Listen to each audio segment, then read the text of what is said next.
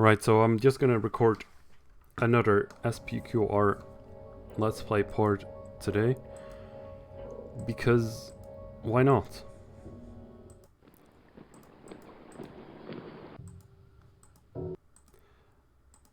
I might not have too much time on another day to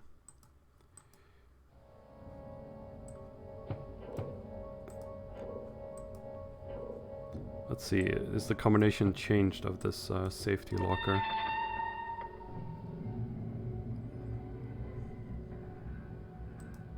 Well, it's been opened. Yeah,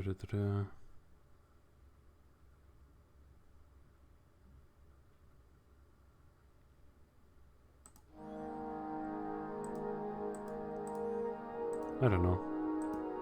It should be fine. It should be just fine. So I think we've read about all the pleasures, right? Maybe not.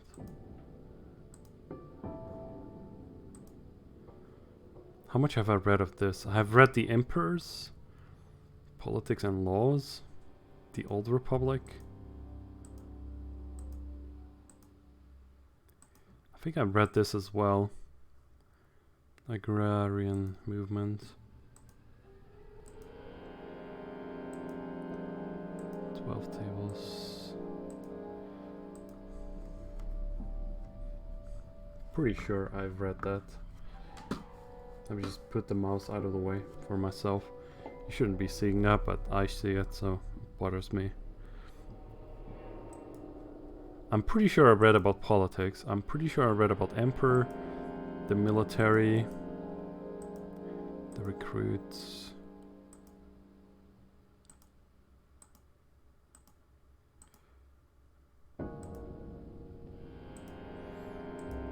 I don't know if I've read this one.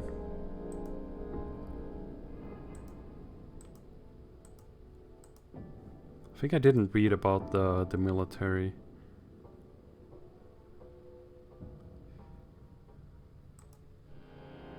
So let's read about the military. My experience in the army was a disaster. Right, so let's read about that. The recruits. The day I went to register with the army, I was happy that I didn't have to go through the rigorous test of enlisted men faced. The office was filled with those who think the army offers the means of advancement appropriate for young men willing to serve the Roman state. Even I shared that thought. Where all my optimism went, I'll never know. I remember looking around thinking who knows what, and then I saw these youngsters who had just celebrated their toga virilis and some who hadn't. What did I have over them? A name and a memory of ancestral merits that was quickly fading. I think I did read that then. I think I did read it. After all, the society, the Roman family.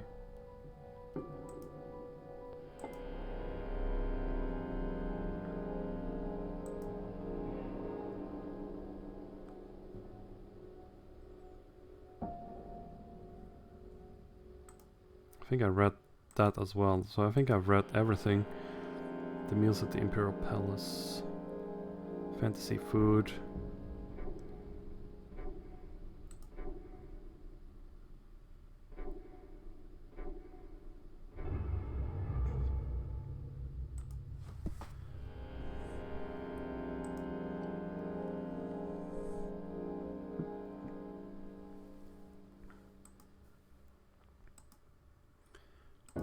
I think I read that as well. Like I'm pretty sure I read then everything about Lucius, Sibyl, and Gordian.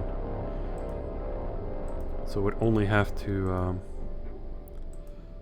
read about Verania and Xanthus more.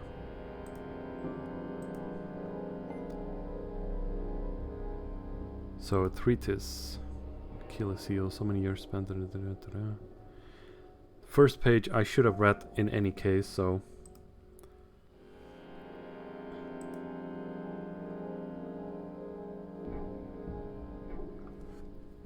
I don't know, it's part 2 of Achilles' heel. That so many years spent in the futile thoughts of how to destroy the great enemy. So many miles over land and days by sea in my quest for the knowledge that would bring me power. And now finally arriving at the very seat of its power, walking its street and examining its temples and villas, beautiful though they are, and studying in its libraries and archives scrolls and more scrolls in search of a weak spot where I might hit, and to avenge, and to rejoice, and to liberate the world, fervently imagining night after night the means to ruin the imperial power of this one city which kills freedom and calls it peace and arrogantly claims to be eternal. So that's pretty much where Santa's treatise is. The city and the emperor must be finished off for the crimes they have committed against the rest of mankind. There are many ways to strike at Rome. The most effective of these are plain to see if you study the Romans and their fears and dreams as well as their great structures. It's dangerous to put these thoughts on paper, but I must be methodical in my planning. I must remember to keep the next page away from prying eyes. I will now venture to list the ways in which I could bring down the city. Right, that's looks like a calamitis to me. Coins.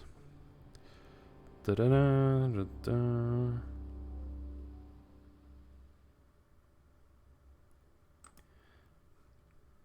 The coinage of Severus. After Septim Severus became emperor, the mint in Rome hastened to strike new series of coins after his every victory, first against his rivals and then against people in the East. Nobody cares to recognize that he debased silver coinage below any reasonable limit, which may ultimately threaten the empire with a catastrophe.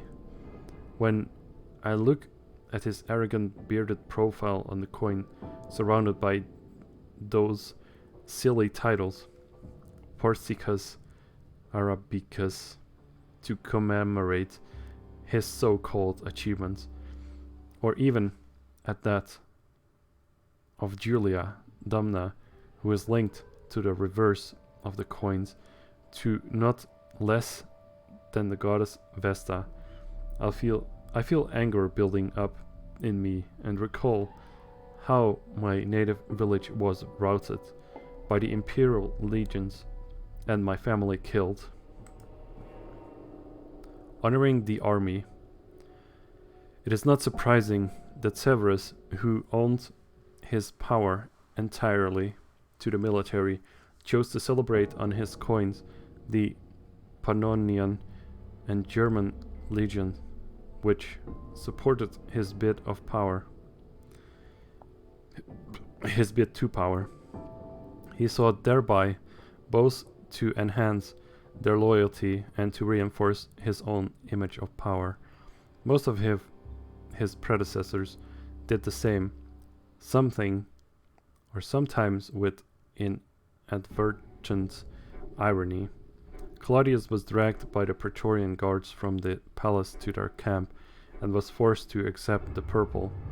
He struck on his coins, recognized by the Praetorians.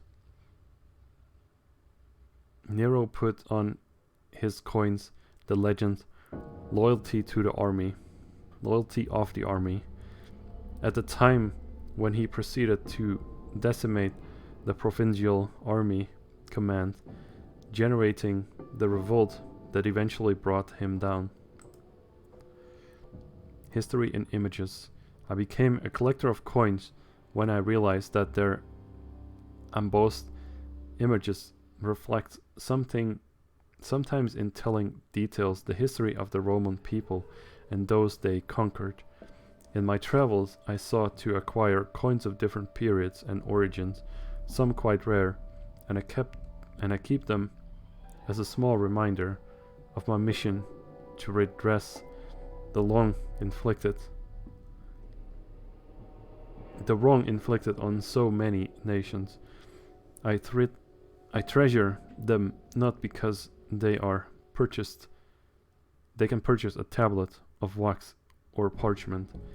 They are valuable to me because I can keep the emperor's faces in my purse. Gods and coins. My collection includes coins from the Republic that are now very difficult to find, and at least one from each emperor. Often they allude to historical or legendary events. On the other hand, the emperors tend to strike coins when their image of the obverse and their patron god on the reverse. It was Augustus who wished that his feature on the coin, cameos or sculptures, be portrayed with the attributes of the Olympian deities. Nero appears on the coin in the guise of Apollo and Poppaea. The family for whom he murdered his wife as the goddess Concordia.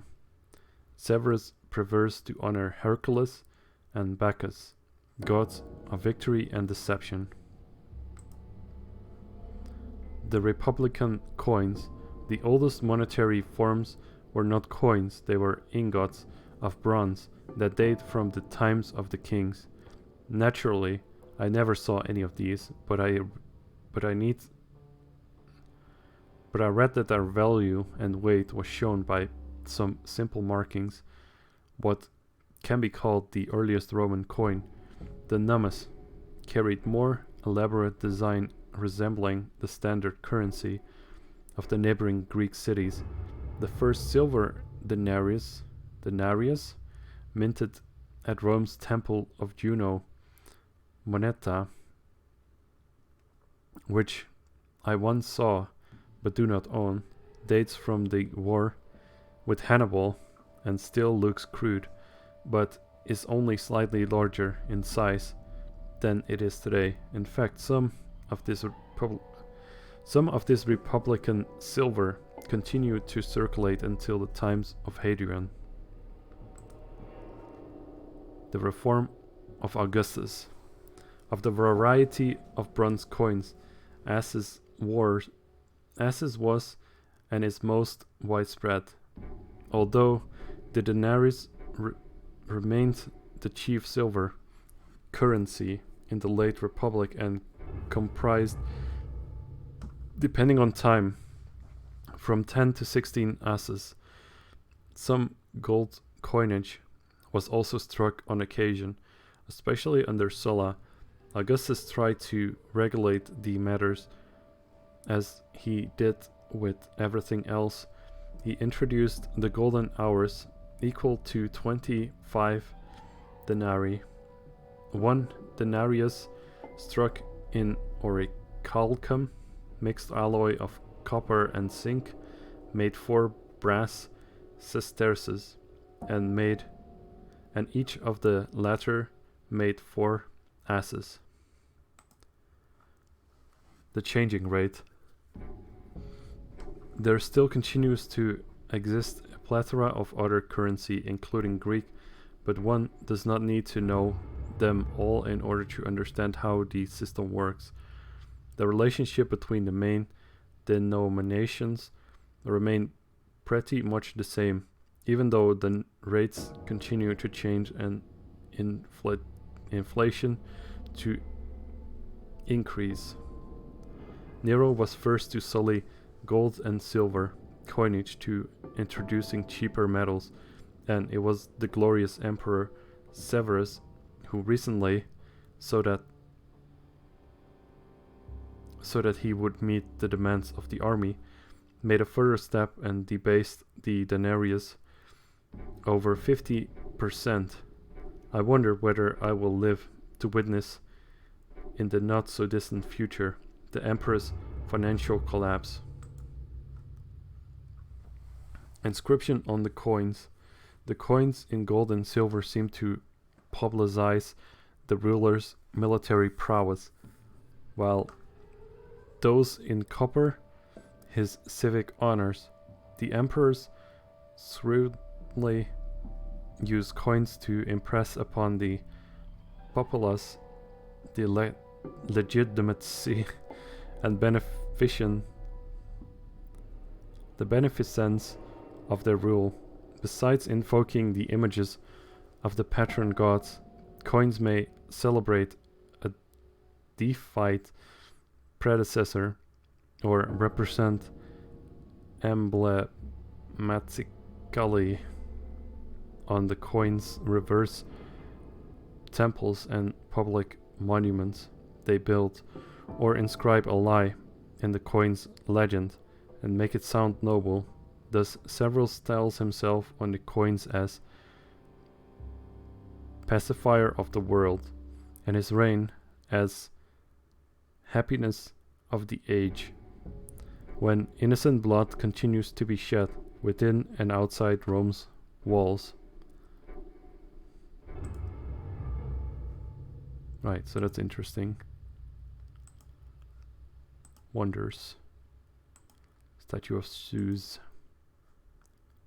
I think I've skipped through these, but I haven't read them.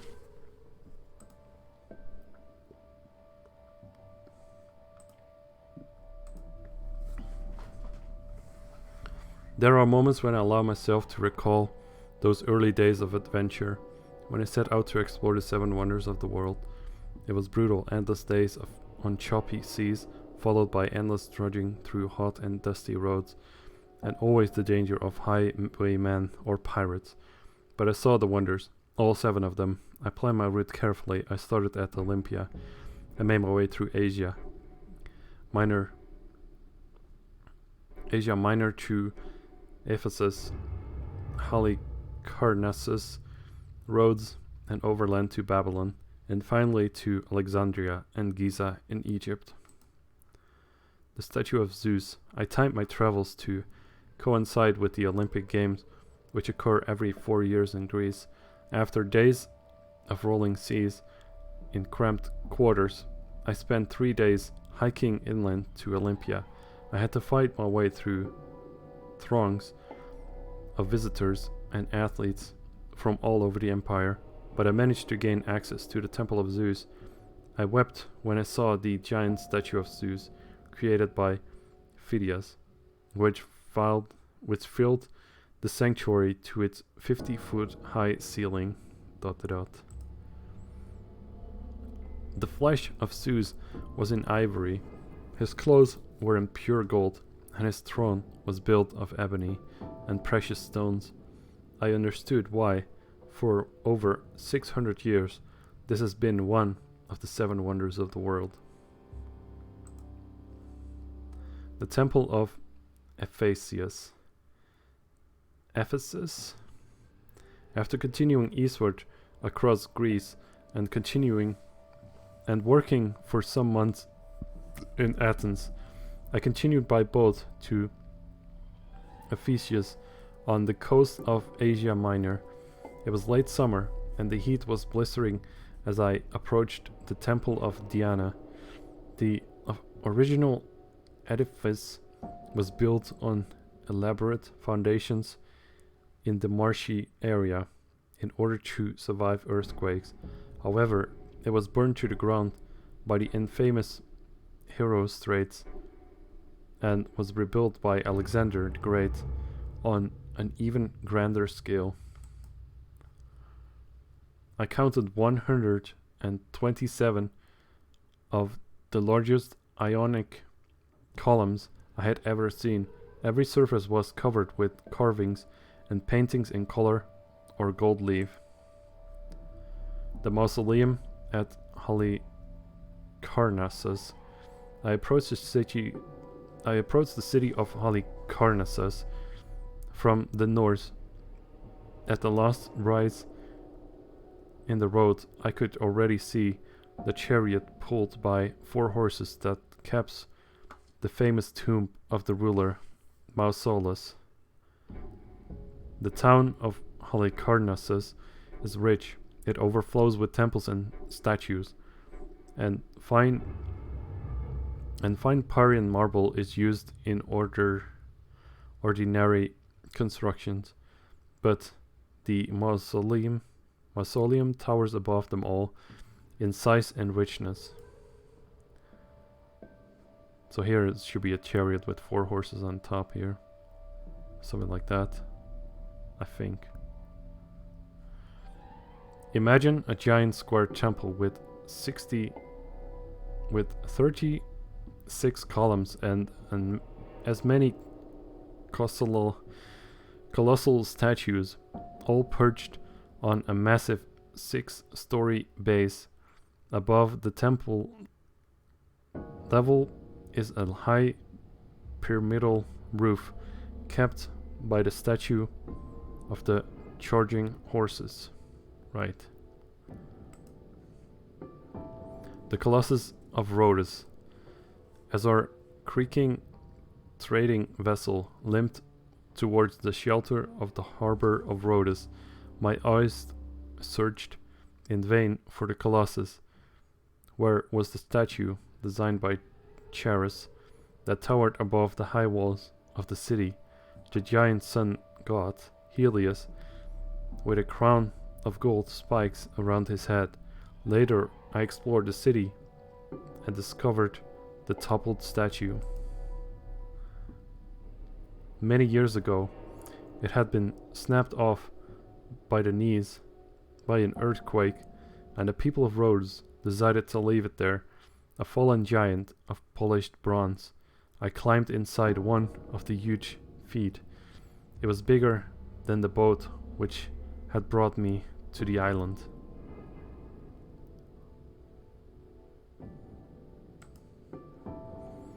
The Hanging Gardens of Babylon. After sailing as far east as one can sail, I continued overland for several grueling weeks in a camel train until we reached the fertile banks of the Euphrates. Babylon is a rich city of traders. The markets and warehouses are full of exotic products from points even further east. The Hanging Gardens have fallen into disrepair since the days when King Nebuchadnezzar built his structure to remind his wife Amytis of her native hill country to the north. The gardens rose steeply, terrace after terrace of lush vegetation, exotic flowers, and babbling fountains. Yeah, babbling fountains, whatever that is.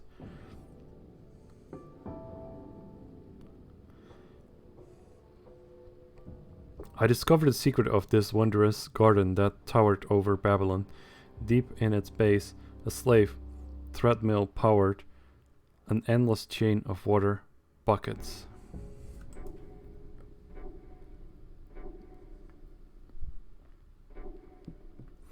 So it was kind of still working, but in disrepair. The Pharos of Alexandria. The famous lighthouse was visible on the horizon many hours before our boat arrived at the harbor of Alexandria. The temple of Poseidon was to our right as we entered the harbor, passing through the long morning shadows of the Pharos. It was the tallest structure I had ever witnessed, a 3-tiered tower of stone capped by a beacon of fire surrounded by bronze reflectors.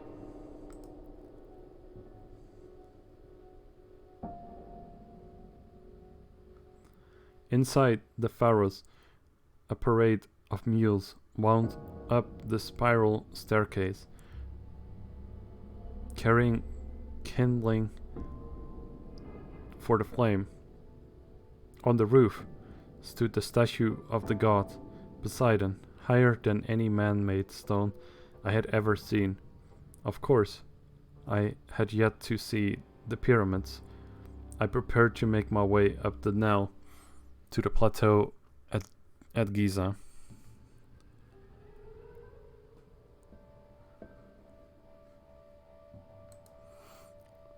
These are amazing structures for the time, of course.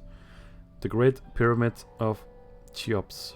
I continued up the Nile by boat, anxious to see perhaps the greatest of the 7 wonders of the world, when I spotted the glint of the early morning sun on the silver triangle at the southern horizon. I thought my eyes were deceiving me. How could a structure rise so steeply at such a sharp point? How many slaves had toiled on this man-made mountain? How could such a quantity of stone have been lifted to such height? These and many other questions were never answered.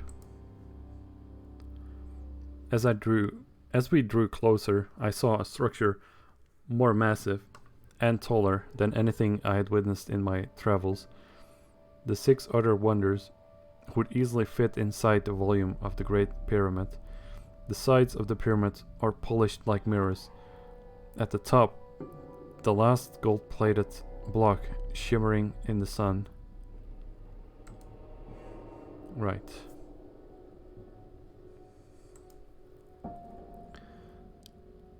Philosophy. Schools of thought. I have sought during my travels the answer to many difficult questions, such as what the meaning of life, blah blah blah. We've read that before, right? The natural philosophy. The earliest philosophers among the Greeks who lived in Asia Minor started their study of nature in order to determine the prime elements of which the universe is made. Thales of Miletus thought it must be water. The Ephesian Heraclitus, dubbed the Obscure owing to the difficulty of his style, replaced it with fire. He also taught that the world is ruled by the conflict of opposites, presided over by the principle of reason, which he called logos. The most distinguished member of this school, Democritus,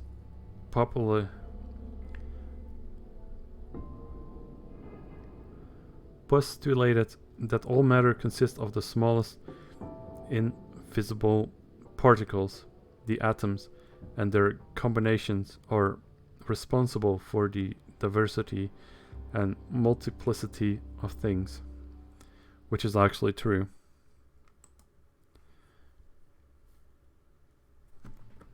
Very funny. Epicureanism. Epicurus, the philosopher of the garden, was an admirer of Democritus, but lived 2 centuries later. He also believed in atoms that form both the material and the immaterial, not only plants, animals, and humans, but even the gods who live in eternal bliss and do not interfere with the affairs of the mortals. Epicurus says is the doctrine popular nowadays, but is often misunderstood. One hears, spoken in admiration or disapproval, that he celebrated pleasures of the flesh, which is not the case.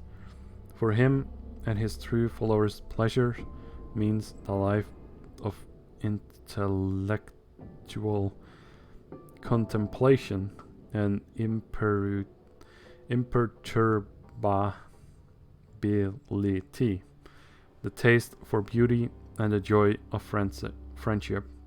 What bothers me is Epicurus's denial of life after death.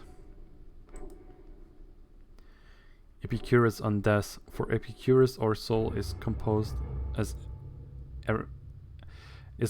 everything else, of the same invisible and indivisible atoms, which upon the death of the body merely dissolve in order to reassemble into some new form. He thought that one must eliminate fear of death or of retribution from the gods in order to achieve spiritual peace. One cannot deny him logic when he asked, "Why should I be afraid of death? When there is an I, there is no death, and when there is death, there is no I." But even the best logic is not enough. My own experience does not allow me to accept, without protest, that I will entirely disappear into the void. Pythagoras. He is almost a legendary figure who lived in the times of natural philosophers, but was engaged in a very different quest. Pythagoras sought the answers to the riddles of life in the belief that the universe is comprehensible through numbers and figures. A great mathematician, he found a community of disciples which, although isolated, was open to men and women alike, who could enter it after a lengthy period of initiation. Pythagoras traveled widely before he settled in southern Italy, and it is probably during his stay in the East that he became acquainted with the doctrine of reincarnation and made it central to his vision, no less philosophical than it was religious.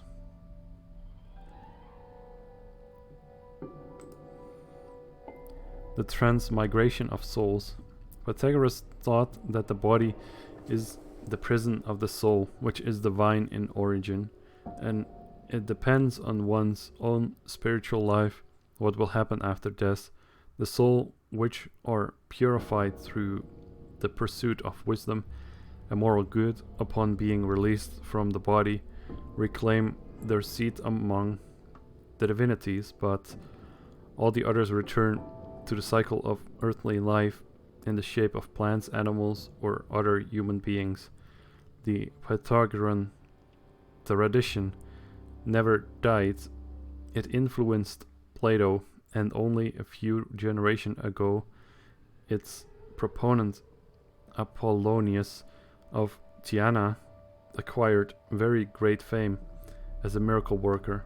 I heard that one Philostratus, at the request of Julia Domna, is now writing a work on Apollonius's life.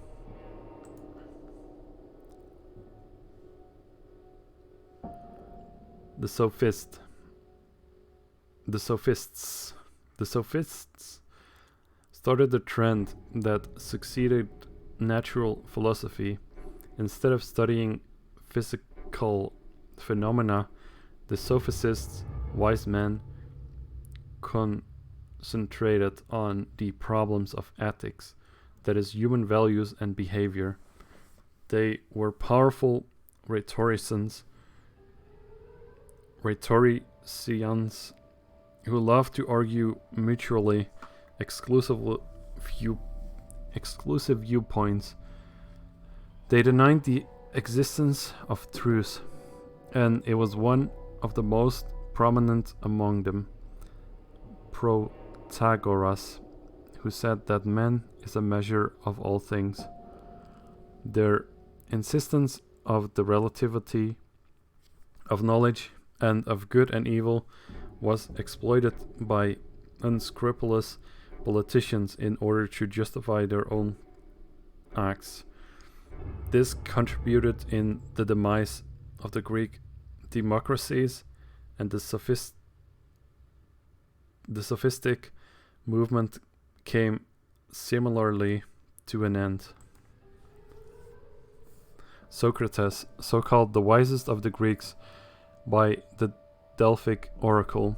Socrates, the Athenian, was trained as a stone carver, but chose to devote his life to the pursuit of wisdom. Although some denounced him as just another sophist, his intellectual quest was the opposite of the sophistic procedures. Through the method of question and answer that is named after him, he sought to expose ignorance, dispel false, even in popular opinions, and arrive at the knowledge of truth, which in his eyes was identical to the beautiful and the good. His relentless scrutiny of what others believe antagonized some of his powerful compatriots who made up a ridiculous charge against him of corrupting youth and inventing new gods. The trial of Socrates. The court found Socrates guilty of the alleged crimes and sentenced him to death. In response, he said that his service to the city deserved to be rewarded with the grant of daily meals at public expense. His faithful pupils devised a plan to help him escape Athens, but Socrates refused to leave. He chose to accept the verdict of the city he loved, and 30 days after the pronouncement drank the deadly hemlock. A truly great and honorable man, whose idea spurred the formation of 10 different philosophical schools, of which Plato's, who taught a grove of academus at Athens, hence the name of his followers, the academics, is the most famous. Platonism. Plato argues that the world we experience is a mere reflection of the ideal world in which forms are immutable and can be recognized only through the efforts of contemplation. He compares us with prisoners in a cave who perceive only shadows of the world outside. Each object and concept pertains to their ideal model in a world of forms, and the most perfect form of all is that of the ultimate good, the divine. Like Pythagoras, Plato believed in the transmigration of souls. In his dialogues, Phaedrus and Phaedro,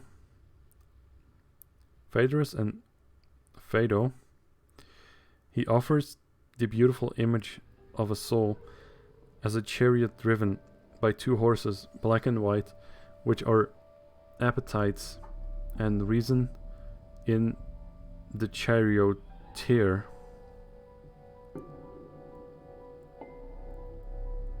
And reason is the charioteer. Right. Plato's Republic. Plato never forgot that the Athenian democracy destroyed his beloved teacher Socrates.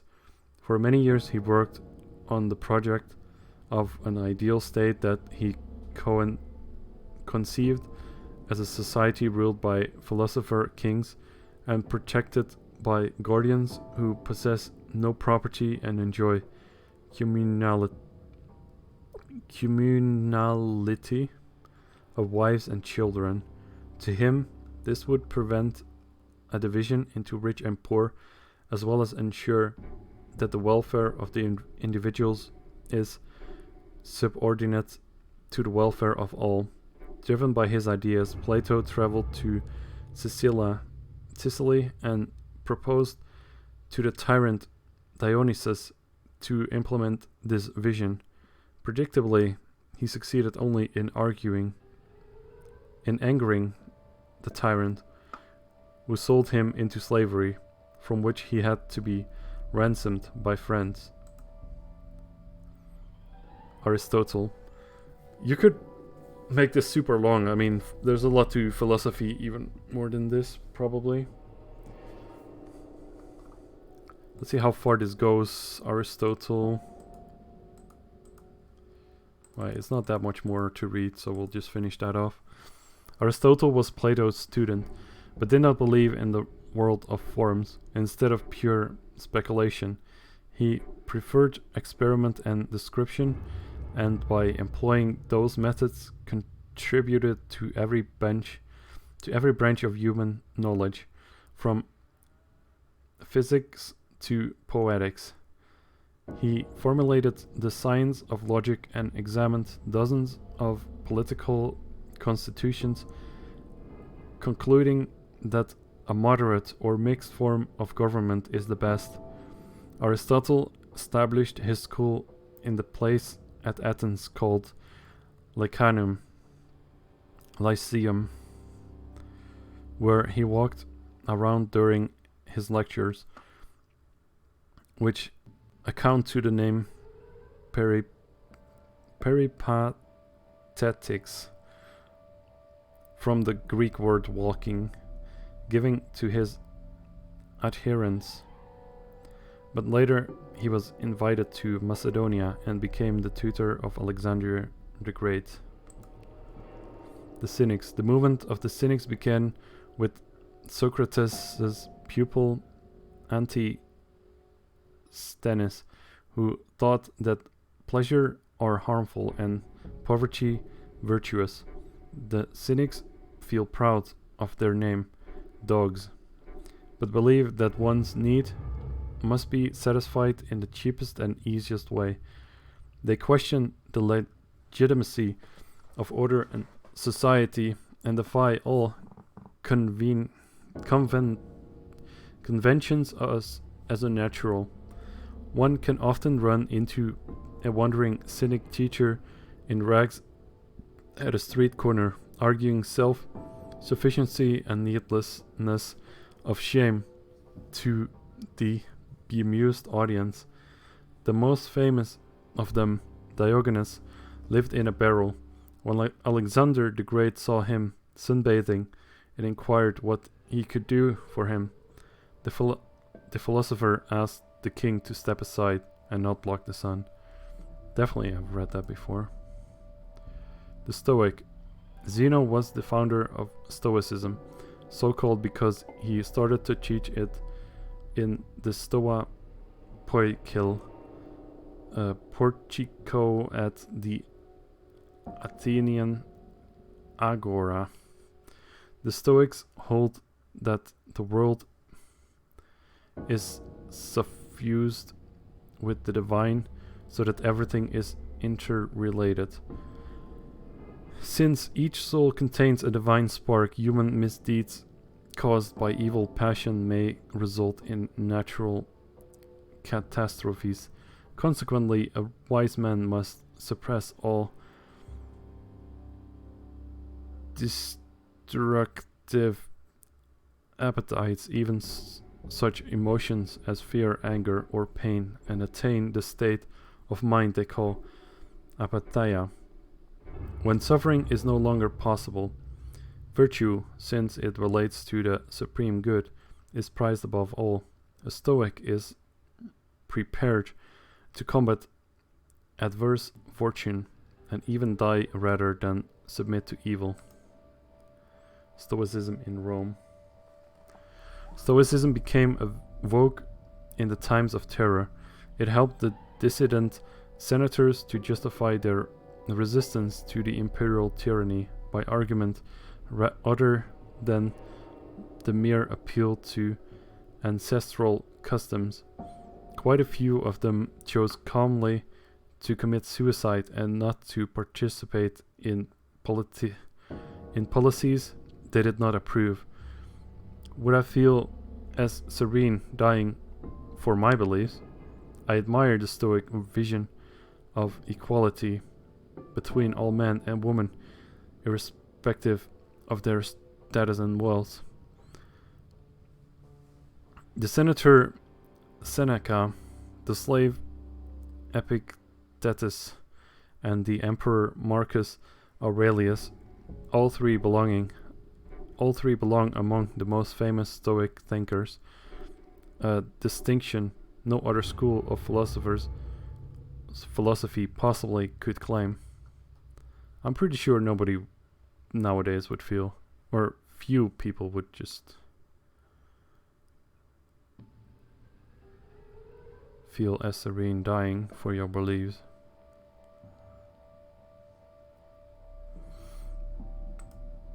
I mean, it's like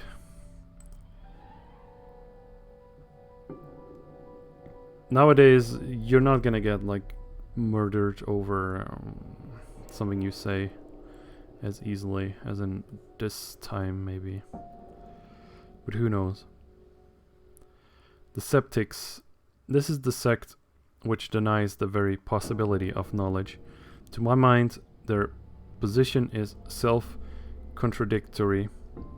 If I cannot know, it means that I do not know whether I can or cannot know, and this may continue to infinity, an exercise I would rather leave to the skeptics themselves.